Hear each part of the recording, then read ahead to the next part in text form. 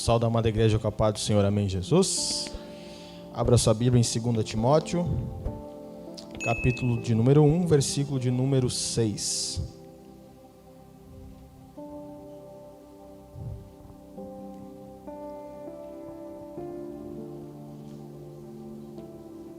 Segunda carta de Paulo a Timóteo, capítulo 1 e versículo de número 6.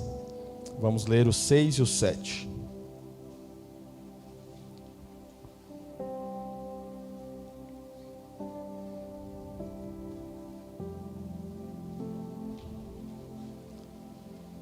O irmão Samuel cantou o segundo hino ali. Pensa numa nostalgia, rapaz. Não sei se aqui tinha, mas no Rio Grande do Sul tinha uma rádio muito conhecida, a Rádio Esperança, muito famosa lá, que cantava. Eu lembro da minha mãe lavando a louça, eu pequeno lá na sala, e Rádio Esperança. Quem aqui é do Sul que lembra dessa rádio? A gente tem alguns irmãos aí que conhecem. E cantava vários hinos, e daí quando a gente ouve esses hinos, dá uma lembrança na gente, né? Hinos que talvez a Antonella nunca saiba, né? Nunca conheça, mas fizeram parte da nossa infância. Os irmãos acharam? Amém. Vamos ler então. Por este motivo, te lembro que despertes o dom de Deus que está em ti, pela imposição das minhas mãos. Deus não nos deu o espírito de medo, mas de poder e de amor e de uma mente sã. Amém? Feche seus olhos, vamos fazer uma oração. Pai amado e querido, aqui estamos congregados em Tua presença. Senhor, que neste momento a Tua palavra venha ao encontro da nossa alma, Pai. Ao encontro da nossa mente, ao encontro das nossas emoções. Que ela, Senhor, venha nos alimentar, nos corrigir, nos levantar, Pai. Nos alinhar conforme os Teus propósitos, Pai. Deus, em nome de Jesus, fica conosco, Pai. Tens liberdade, Pai, em meio à Tua igreja. Espírito Santo de Deus, eu peço a Tua graça nesse momento, Pai. Que o Senhor possa, Pai, nos agraciar com a Sua presença nessa noite, Pai. E que cada crente, Pai, saia daqui não somente convicto, mas renovado pela Tua parte. Deus, em nome de Jesus nós te pedimos e te agradecemos. Amém? Se assente, glorificando a Deus. Eu louvo a Deus e sou grato por mais uma oportunidade. Também ao nosso pastor. Obrigado, pastor, pelo convite, pela confiança. E eu tenho algo de Deus para a sua vida nessa noite. Amém? Eu coloquei, na verdade, o meu coração ele ficou muito em dúvida sobre qual texto para essa noite. A mensagem que o presbítero irmão Eliezer trouxe no domingo, quem estava aqui no domingo, diga amém. Ela é um texto que está no meu coração faz um tempo já, algo que tem movimentado muito a minha alma na presença de Deus. E eu quase que eu trouxe o mesmo texto com algumas coisas diferentes que o Senhor também me deu. Mas aí em oração o Senhor me levou para esse texto de Timóteo.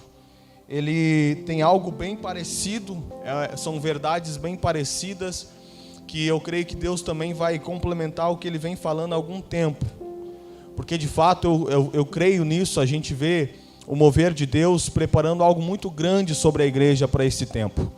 Um avivamento, um mover, um renovo, mas ao mesmo tempo a gente vê as opressões malignas e também coisas que o inferno produz para que a gente venha a desanimar, venha a cair, venha a perecer. Então a gente nota uma luta espiritual muito grande no meio do povo de Deus. Uma luta, eu posso dizer assim, para ficar vivo. Uma luta para conseguir ficar de pé. Não está fácil. E o Senhor tem falado muito ao meu coração a respeito disso, porque a gente sabe que o avivamento não são novas almas se convertendo, são a igreja sendo reavivada pelo Espírito Santo. É o morto voltando a viver, voltando à vida de Deus. Isso é avivamento. E isso é o que nós precisamos nesses dias. Aqui quando Paulo ele escreve a primeira carta de Timóteo, o apóstolo Paulo ele tem como discípulo esse menino, é um jovem pastor. Esse menino já é cristão, foi discipulado primeiramente pela sua avó e também pela sua mãe. E Paulo encontra ele e de certa maneira ali entende que da parte de Deus que deveria trazer Timóteo para caminhar consigo, para introduzir Timóteo ao ministério pastoral. Então na primeira carta de Timóteo nós temos Timóteo incentivando nós temos Paulo incentivando Timóteo a vestir a camisa do ministério. Tanto que se você ler 1 Timóteo, você encontra ali algumas instruções que para nós hoje são coisas básicas para o ministério. A forma de andar do diácono, a forma de andar do presbítero, a forma de andar das mulheres, a forma de postura do esposo, da esposa, a maneira que o pastor lhe trata com cada tipo de ovelha, com o mais novo, com o mais jovem, com o ancião. A primeira carta de Paulo a Timóteo trata sobre isso. É Paulo instruindo Timóteo nos primeiros passos do ministério. Mas quando a gente olha para a segunda carta de Paulo a Timóteo, o conteúdo ele é um pouco mais denso. Aliás, a narrativa de Paulo, ela é uma narrativa até um pouco dramática, porque segundo o estudo bíblico nos mostra, é bem provável que essa até foi a última carta de Paulo, antes de Paulo ser morto em Roma. Então Paulo aqui, ele não está só dirigindo uma carta de instrução a Timóteo, mas agora Paulo toma conhecimento de que Timóteo no ministério está enfrentando dificuldades. Agora Timóteo no ministério está enfrentando oposições de irmãos dentro da igreja, aliás, falsos irmãos, que estão lutando contra o jovem pastor. E é interessante porque agora a carta de Paulo, a segunda carta dele para Timóteo, não é uma carta trazendo um incentivo para começar, é Paulo trazendo um incentivo para permanecer no ministério. Se a primeira carta dizia, Timóteo, bota a camisa, a segunda carta está dizendo, Timóteo, não tira a camisa, continua caminhando. E é interessante, porque quando você lê o contexto da carta e você analisa os escritos de Paulo, você entende que Paulo tem como intenção passar o cajado para Timóteo, passar o bastão do ministério para Timóteo, mas também de animar Timóteo. É por isso que ele começa o capítulo 1 chamando Timóteo de filho e dizendo que ele sempre se lembra de Timóteo nas orações.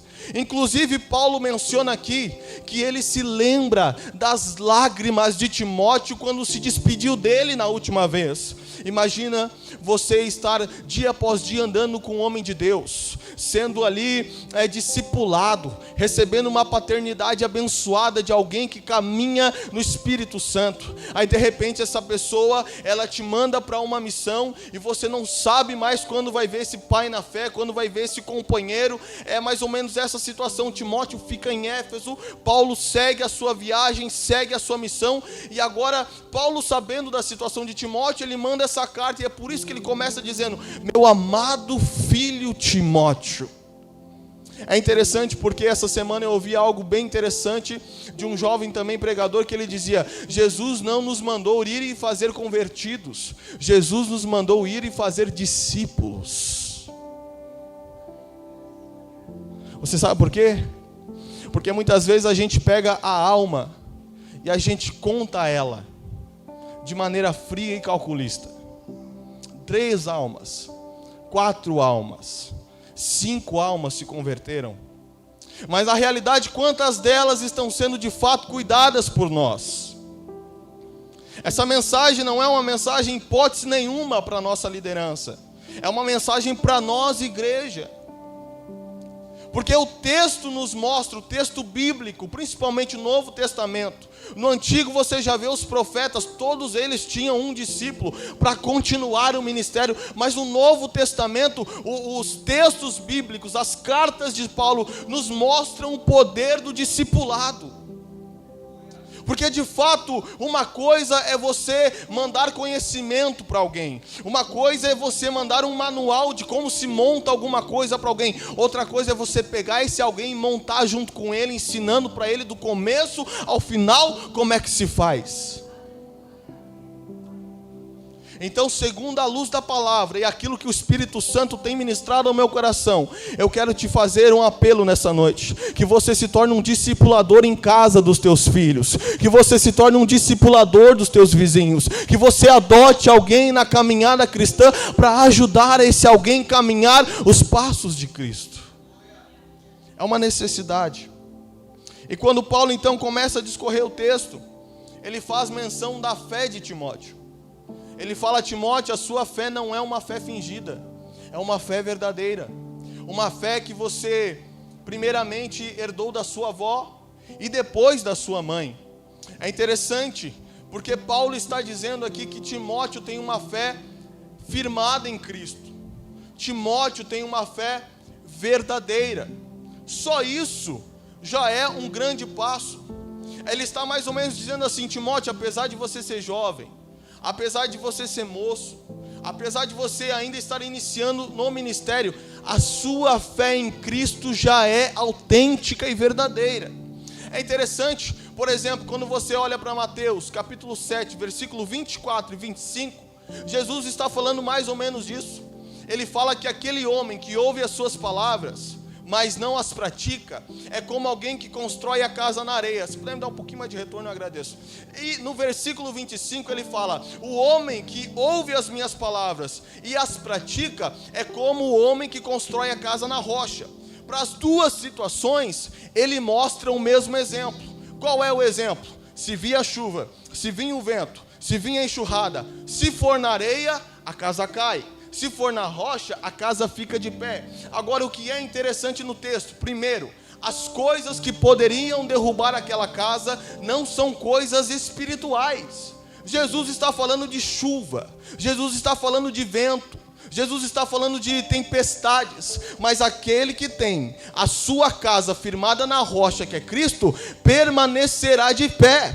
Tem muita gente, irmão, no nosso tempo, que acha que vai conseguir viver nessa terra e cuidar da sua casa sem Jesus. Acha que consegue pela força do seu próprio braço. Prioriza a empresa, prioriza o lazer, prioriza o estudo, prioriza a faculdade. Eu vou deixar Deus me usar aqui, irmão, com licença. Prioriza muitas outras coisas, menos a rocha. Aí quando vem um problema financeiro, quando vem um problema de saúde, quando vem um problema emocional, não tem nem demônio no caso, são só coisas normais da vida que alcançam as nossas casas. E o texto diz: aquele que está firmado na areia, a casa vai cair e grande será a sua queda, mas aquele que estiver firmado na rocha, que é Cristo, a casa permanecerá de pé.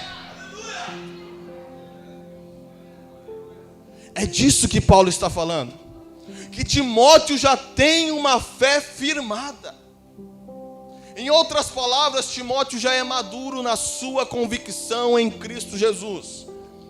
Porém, no versículo 6, Paulo ele entra no primeiro assunto, e o primeiro assunto é o assunto mais urgente. Ele começa dizendo assim: por este motivo, eu te lembro que despertes o dom de Deus que há em ti.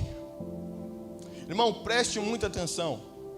Paulo, quando usa esse termo de despertes, se a gente pesquisar lá no texto original em grego, trazer para o português, usando as ferramentas que nós temos de estudo, você vai ver que a tradução mais exata dessa palavra que Paulo usa é: reacenda o dom.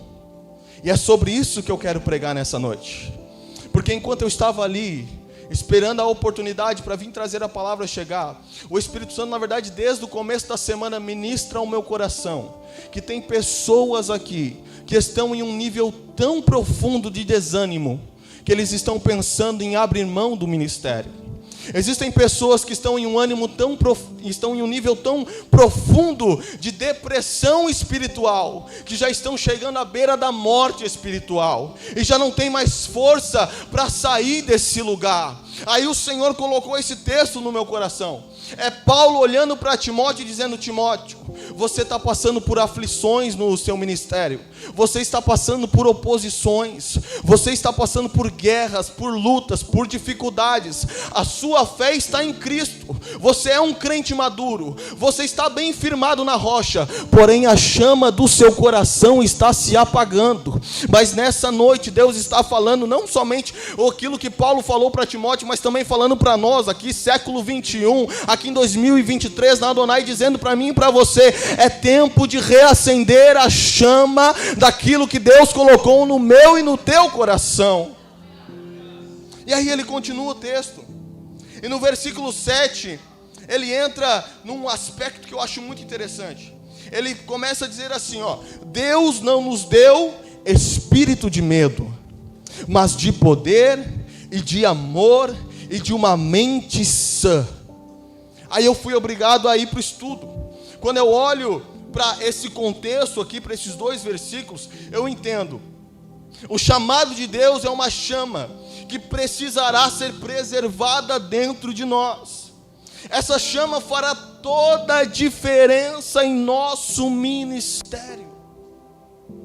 Irmão, preste atenção. Eu sei que você às vezes faz porque tem que fazer. Eu sei que às vezes você prega porque tem que pregar. Eu sei que às vezes você canta porque tem que cantar. Eu sei que às vezes você toca porque tem que tocar, evangeliza porque tem que evangelizar, recebe porque tem que receber, cuida da oferta porque tem que cuidar, faz um almoço porque tem que fazer, mas nada disso terá o mesmo efeito, nada disso trará tantos resultados para o reino e para você, se você não estiver com o seu coração pegando fogo por isso. Uma coisa é você fazer algo para Deus porque você recebeu uma função para fazer. Agora outra coisa é bem diferente. É você fazer algo para Deus porque o seu coração está em chamas pela vontade e pela obra de Deus. É outro cenário, é outra atmosfera. Arabassura, bacanda, arabahai. É outra pegada. Não é normal, deixa de ser normal, vira sobrenatural a coisa. O inimigo não te para, a luta não te para, a dificuldade não te para, o medo não te para, o desânimo, nada te para quando o seu coração está em chamas pela obra do Senhor. E no texto aqui ele diz assim: você não recebeu um espírito de medo. Preste atenção, irmão. O Espírito Santo que age em nós, seja pelo dom, seja pela palavra, seja pela sabedoria, seja pelo espírito de liderança, seja pelo espírito de cuidado, pelos dons que Ele dá para nós. Irmão, o Espírito, ele não tem a característica de medo. O Espírito Santo, ele é sensível, mas ele não é medroso. Ele não é covarde. Ele não é um espírito que se retrai diante das dificuldades. Não. Ele não é um espírito que se esconde diante de um desafio. Não, não, não. Ele capacita o crente para fazer a obra de Deus. É tão poderoso isso que na promessa de Atos 1, a Bíblia diz que o Espírito Santo viria sobre nós para nos capacitar a ser testemunhas. E você conhece a palavra testemunhas ali, significa martírio. É Jesus dizendo: o Espírito que eu vou colocar em vós, ele é tão poderoso que se precisar morrer pelo Evangelho, vocês vão morrer, porque ele vai capacitar vocês para isso.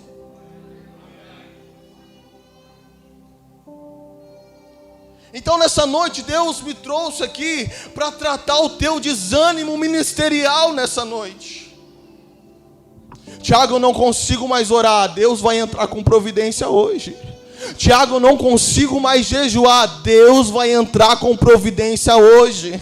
Tiago, eu não consigo mais amar a obra de Deus. Deus está entrando com providência hoje. Alguém aqui recebe essa palavra? Você pode levantar a sua mão por alguns segundos e dizer: eis-me aqui, Espírito, me alcança com essa graça nessa noite.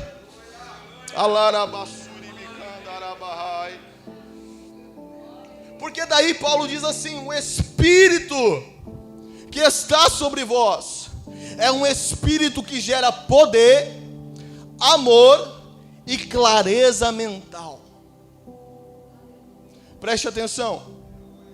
Quando você pega esse versículo e você separa essas 3 características do Espírito sobre um homem dentro do ministério, a primeira palavra significa dunamis. A palavra poder é a mesma palavra de Atos 1, versículo 8, da promessa do Espírito Santo. Quando Jesus promete: ficai em Jerusalém, até que do alto sejais revestidos de poder.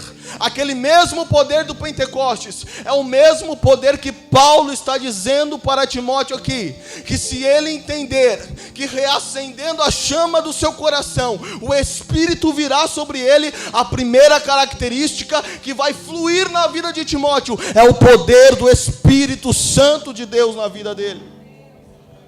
Eu posso te falar algo aqui? Eu não sei você, mas eu não consigo viver mais sem unção. Eu não consigo mais viver sem a presença. Pastor, Deus me livre subir num altar vazio. Deus me livre. Tem gente que se acostuma. Tem gente que se acomoda. Tem gente que vem para cá, não estou dizendo aqui no geral, estou falando da igreja em geral, mas tem gente que se acostuma com o normal, que se acostuma com o natural. Irmão, você pode me chamar de doido, de maluco, de chato, mas o Espírito Santo inflama o meu coração. E eu já falei aqui para as irmãs, eu repito aqui nessa noite, eu tenho ouvido do Espírito Santo de Deus, toda vez que eu me ajoelho na madrugada, toda vez que eu jejuo, toda vez que eu busco a Deus, que é tempo de nós experimentarmos o sobrenatural de Deus, que é tempo de nossas crianças serem batizadas com o Espírito, que é tempo dos profetas se levantarem nessa casa, que é tempo de nós experimentarmos uma nova profundidade em Deus.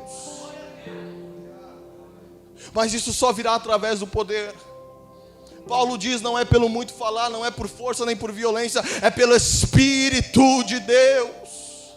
É pelo poder da palavra, é pelo poder do Espírito, é pela unção que quebra o jugo do pecado. Nós não podemos mais nos acostumar, nós não podemos mais nos acomodar com a vida que levamos. Não dá mais, irmão, para você vir para a igreja e sair do mesmo jeito, não dá mais. Não temos mais esse tempo. Não temos mais um tempo hoje em dia de correr para comprar azeite. Jesus está às portas. É preciso intimidade com Deus. É preciso unção. É preciso ter poder, sim. Às vezes eu fico olhando as pregações de hoje em dia. Prega sobre o cego, porque Deus vai abrir a tua visão espiritual. Prega sobre o mudo, porque Deus vai colocar a palavra na sua boca. Prega sobre o paralítico, porque Deus vai te levantar espiritualmente. Mas no Novo Testamento eram milagres literais.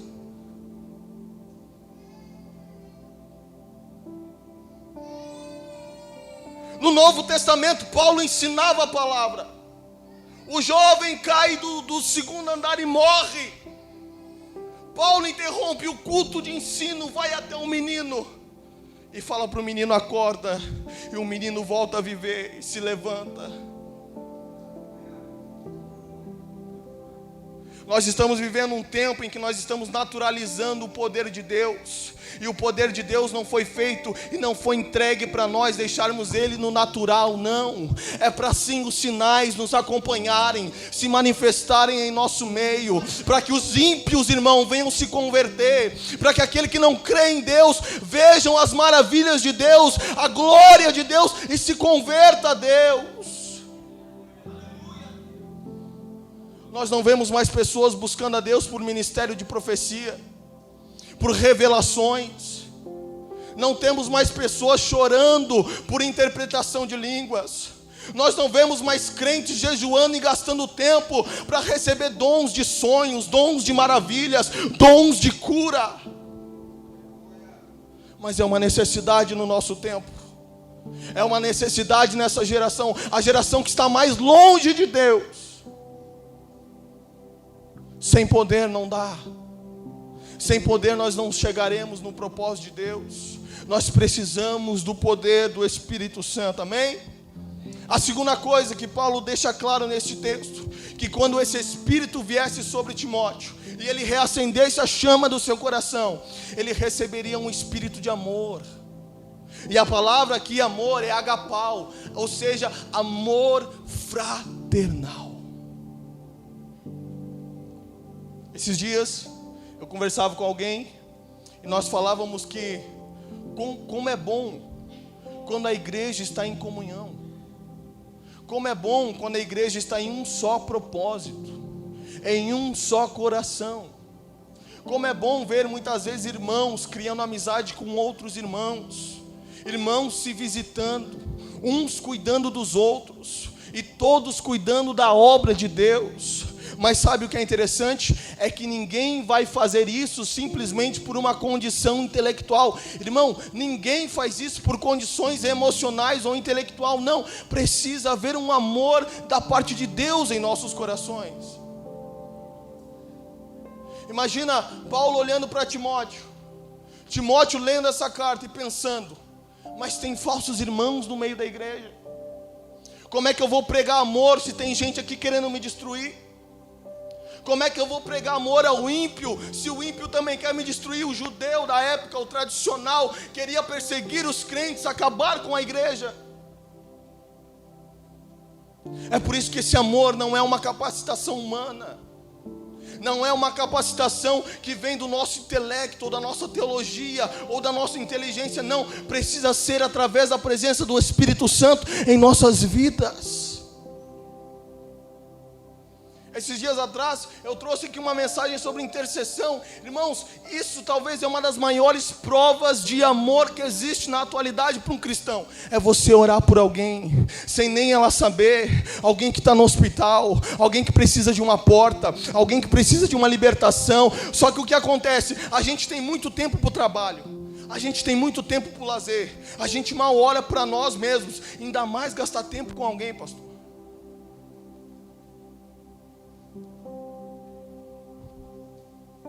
Gastar tempo em oração pela vida de alguém. Amor fraternal.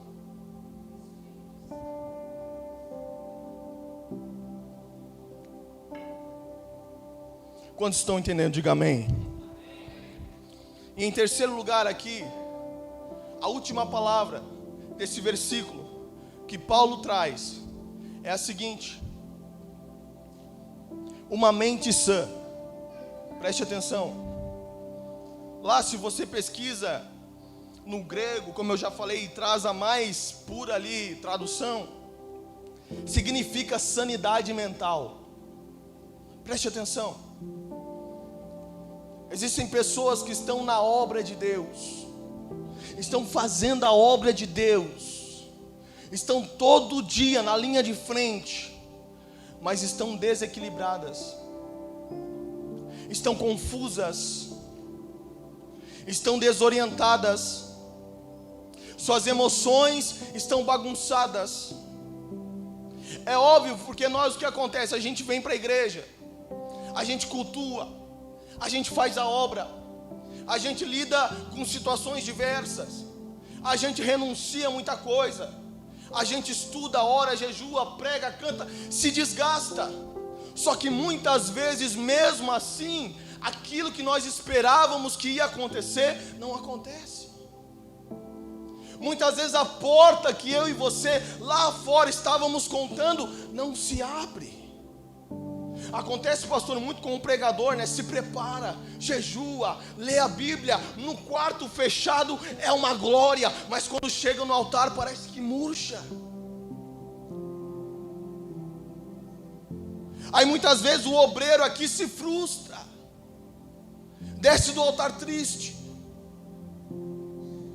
passa por uma crise de Asaf. Senhor, os meus pés quase se desviaram, porque eu via a prosperidade do ímpio, e eu aqui me purificando, vi que em vão é o meu trabalho. São jovens que estão dando a mocidade para Cristo, e o colega do lado que faz tudo errado, parece que está decolando na vida, e você está ali ficando para trás. É você lá no seu trabalho sendo fiel a Jesus, sendo honesto, sendo correto, e mesmo assim parece que não sai do vermelho. Aí você se olha no espelho e diz: por que eu sirvo Jesus se eu estou sempre nessa situação? Aí o problema é que isso vai entrando no nosso coração, isso vai entrando na nossa mente, isso vai desanimando a nossa alma, isso vai tirando a nossa força para orar, isso vai tirando a nossa força para jejuar, e você já começa a dizer dentro de você mesmo: não vale tanto a pena assim, não vale tanto a pena não desgastar o meu domingo lá recebendo alimento para os outros, porque quando eu preciso ninguém me socorre. Não vale tanto a pena evangelizar, porque quando eu falto culto ninguém me liga. E você vai deixando a sua alma se abater, a sua mente se abater. Mas isso só acontece por um motivo: porque a maior arma do inimigo é tomar a sua mente, irmão. Irmão, olha para quem está do lado, me ajuda a pregar nessa noite. Diga para ele: irmão, Deus não quer o seu pé, Deus não quer a sua mão, muito menos o seu coração. Ele precisa agora da sua mente em primeiro lugar, porque a sua mente, diga para ele, é o grande alvo do inimigo.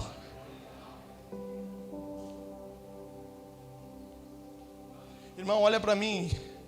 Se você estiver desequilibrado, se você estiver com as suas emoções bagunçadas, se você estiver depressivo, se você estiver profundamente abatido, você não vai conseguir fazer a obra de Deus com excelência. É por isso que o Espírito Santo aqui é colocado para Timóteo como alguém que produz sanidade mental, uma mente equilibrada, uma mente focada, uma mente madura na presença de Deus. É Paulo dizendo para Timóteo: tudo o que você precisa para fazer o seu papel e o seu ministério está na presença do Espírito Santo na tua vida. Ele vai te dar poder, ele vai gerar amor e ele vai cuidar da tua mente. Só que eu entendo uma coisa: Paulo, ele não quer somente trabalhar no ânimo de Timóteo, ele quer também gerar convicção em seu coração, de que Deus fará através dele uma obra. Irmão, sabe qual que é o problema? Não é só ânimo, não. Não é só desânimo, não é só frustração. Não é só um problema de emoções, não. É que quando nós estamos nesse lugar em que a chama daquilo que Deus colocou em nossas vidas começa a se apagar, não é só o desânimo que nos alcança, é também a falta de convicção, é a falta daquela certeza de que Deus está conosco, é a falta daquela fé que nós saberemos que vamos subir no altar e vamos entregar aquilo que é de Deus, e que Deus irá cuidar do resultado, e nós sairemos daqui e dormiremos tranquilo. É a falta daquela convicção de que você pode estar enfrentando a pior tempestade da sua vida, mas no final tem um amanhecer para você. Então é isso que Paulo quer tratar, e é isso que está acontecendo. Sabe, quando eu olho lá, eu preciso citar porque está em meu coração também. Quando nós olhamos para a visão do vale de ossos secos, presbítero irmão Elias pregou aqui no domingo, não é sobre o vale. Não é sobre o vale, irmão. Bota para mim Ezequiel 37, versículo 10, por favor.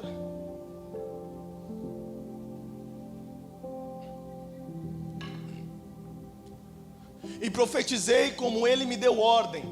Então o Espírito entrou neles e viveram, e se puseram em pé, um exército grande em extremo. 11. Então me disse: filho do homem, estes ossos são toda a casa de Israel. Eis que dizem: os nossos ossos se secaram, e se pereceu a nossa esperança, nós estamos cortados. 12. Portanto profetiza e dize-lhes: assim diz o Senhor Jeová, eis que eu abrirei as vossas sepulturas, e vos farei sair das vossas sepulturas, ó povo meu, e vos trarei a terra de Israel. 14. E porei em vós o meu espírito, e vivereis, e vos porei na vossa terra, e sabereis que eu, o Senhor, disse isso, e o fiz, diz o Senhor. Irmão, no capítulo 37 é uma visão, não é literal. É Deus pegando o profeta em espírito e levando até o vale, em visão. Ali restaura o poder, a autoridade da palavra, profetiza sobre os ossos. Depois, intimidade com o Espírito, profetiza aos ventos. No final da visão, aqueles ossos já não são mais ossos, são esqueletos. Depois são corpos. E por último, o Espírito entra neles e eles se tornam um grande exército. Aí finaliza a visão. E Deus fala para o profeta: agora tu pega essa visão e profetiza para a nação de Israel, e avisa a eles que eu vou fechar a sepultura, vou colocar o meu espírito neles, e eles viverão. Então, pastor, é Deus dando convicção ao profeta que ele pode profetizar sobre o vale, porque vai acontecer.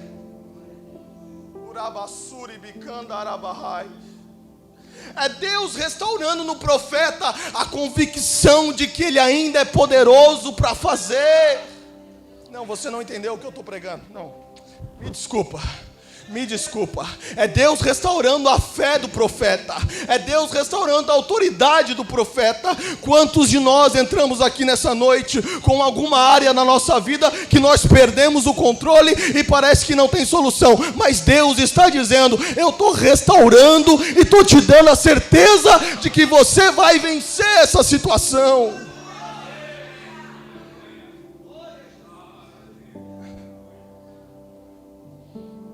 É incrível como Deus está falando por esse texto. Porém, e aqui eu me encaminho para o fim, toda a graça e unção de Deus para a vida e o ministério de Timóteo só poderá ser libertado, e aqui eu concluo, quando ele reacender a chama pelo dom. Deus ali está dizendo para Timóteo: Timóteo, eu tenho poder para você, eu tenho amor, eu tenho sanidade mental, eu tenho poder, glória, dons, tudo, mas você precisa reacender dentro de você o seu chamado. Aí Paulo dizendo para Timóteo: Timóteo, eu estou longe, o dom já está em ti, eu já coloquei as minhas mãos, agora você precisa despertar isso em você.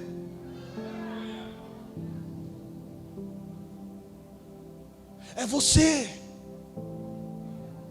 você desligar a Netflix e orar, renunciar ao alimento e jejuar, ler Bíblia, buscar a face de Deus. Hoje à tarde, enquanto eu meditava nessa palavra, o Senhor me trouxe à mente uma visão. Eu lembro, já deve fazer mais de um ano isso. Eu estava aqui tocando no final do culto, o pastor Disseu estava pregando, e eu vi o Vitor adorando naquele banco ali que ele está sentado, mas desesperado, chorando, tal, e um culto assim, mais calmo, mais tranquilo. Aí eu olhei para o Vitor, pastor, e fiquei preocupado. Eu falei: meu Deus, o que está acontecendo com o Vitor, gente? A Joyce não estava, eu já pensei, brigou com a varoa, alguma coisa aconteceu. E eu lembro que passou uns 2 dias, eu chamei: Vitor, culto passado você estava muito chorão, você estava adorando de um jeito muito diferente, parecia estar meio abatido, meio triste. Aí eu perguntei: Vitor, o que aconteceu? Tu precisa de alguma coisa? Gente, no ensaio da banda a gente conversou. Eu lembro quando ele olhou para mim e falou: não, Tiago, eu só estava triste com a minha vida que eu estava levando com o Espírito Santo. Eu estava inconformado. E aquele culto eu comecei a chorar de tristeza, porque eu não me aguentava do jeito que eu estava vivendo com Deus. Eu não queria permanecer naquele lugar, eu não queria permanecer naquele estado. E aquelas palavras deles começou a atingir o meu coração. E eu entendi uma coisa, pastor: o homem só fica na frieza porque quer. O homem só fica no buraco porque quer. Porque se arrepender, se clamar, se buscar a Deus, a chama ela pega fogo, ela te incendeia, ela te levanta, ela te toma e te leva para um novo lugar em Deus.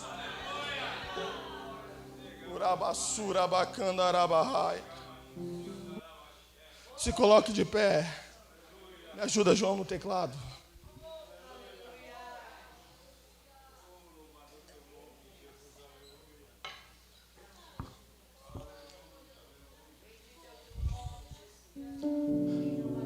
Eu creio no maior avivamento que nós estamos prestes a viver. Mas o primeiro avivamento se chama avivamento pessoal. Precisa começar dentro de você. Pastor, os irmãos que estão aqui conhecem a história. Charles Spurgeon, Mateus, pregava em Londres, numa das piores crises de Londres. Expulsaram ele da igreja, porque ele era antiético. Ele não se enquadrava no estilo de pregação da época. Só que ele foi pregar na rua. E ele mesmo escreve dizendo que ele pregava mais de 30 vezes por dia. E as almas vinham ao encontro dele na rua. Enquanto isso, as igrejas vazias. Até que um dos pastores da época, George Whitefield, vai até ele e pergunta para ele: John Wesley, o que você prega que eu não prego? O que você ensina que eu não ensino? Por que a minha igreja está vazia e aqui na rua você tem multidões atrás de você? O John Wesley olhou para aquele outro pastor e falou: meu amado, ou você coloca fogo no teu sermão, ou coloca o teu sermão no fogo, mas tem que ter a presença do Espírito Santo de Deus na vida do homem de Deus. Você sabe o que é avivamento? Avivamento é teologia pegando fogo. É a palavra de Deus queimando no teu coração e te fazendo avançar todos os dias. É você se soltando das correntes e dos embaraços que tentam te parar e caminhando em passos firmes em direção à promessa de Deus. Eu quero fazer uma oração pela tua vida nessa noite.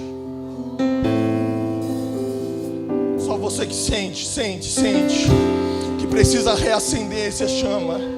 Só você que sente que precisa desse chamado pegando fogo. Só você que quer voltar a orar sem precisar de um convite. Você que quer voltar a jejuar sem precisar de uma situação, mas porque você ama Jesus. Eu te convido, corre aqui na frente. Eu quero orar pela tua vida. Eu quero levantar a minha voz aqui para que o Senhor sopre nesse vale, para que o Senhor reacenda essa chama, para que Deus te levante nessa geração como um profeta de Deus.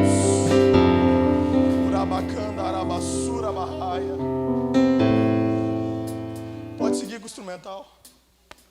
Vem à frente, nós queremos orar.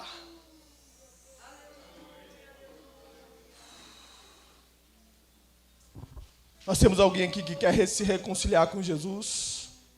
Alguém que quer voltar para Jesus. O irmão está reconciliando. Você pode louvar a Deus. Louvado seja Deus.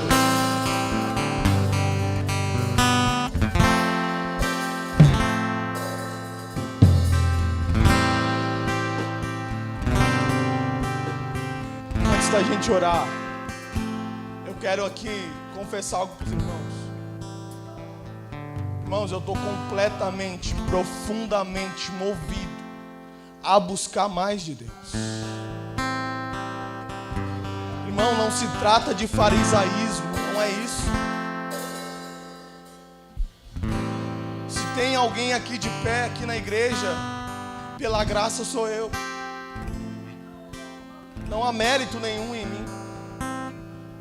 Mas o meu coração está movido pelo Espírito Santo em buscar a face de Deus. Sabe, em subir o monte que ninguém quer subir. Em renunciar aquilo que ninguém quer renunciar. Mas em viver aquilo que poucos vivem nessa terra.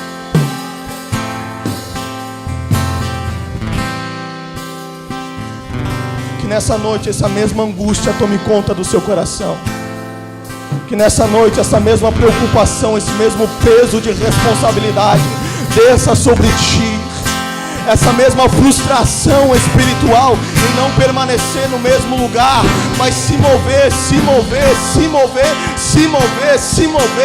cheio por Deus, ser movido pelo poder de Deus, ser levantado e guiado pelo poder de Deus. Que isso tome você. Essa noite eu quero orar. Feche os teus olhos, Espírito Santo de Deus. Senhor, reacende, Pai. Reaviva, Espírito. Sopra novamente, Pai, o teu Espírito. Sopra a vida, Pai. Fecha a sepultura. Tira, Senhor, as nossas vidas da sepultura. Pai, derrama sobre nós o teu Espírito Santo. Pai, traz vida novamente à nossa casa, Pai, ao nosso ministério, Senhor. Pai, reaviva, Senhor, a chama que outra hora estava apagada ou quase se apagando, Pai. Deus, em nome de Jesus, Aonde houver, Pai, um espírito de desânimo, Pai, um espírito de depressão, um espírito, Pai, de fracasso, Pai, que agora, em nome de Jesus, seja lançado fora todo medo, Pai, e que nós possamos ouvir a Tua voz, Pai, e Te seguir para esse lugar de comunhão, para esse lugar de renovo, para esse lugar de unção, para esse lugar de intimidade contigo. Pai, em nome de Jesus, em nome de Jesus, em nome de Jesus, Urabassura, Bacana, Arabagaia, Espírito Santo de Deus. Quantos aqui podem levantar as suas mãos? Você pode abraçar alguém? Você pode abraçar alguém? Abrace alguém agora.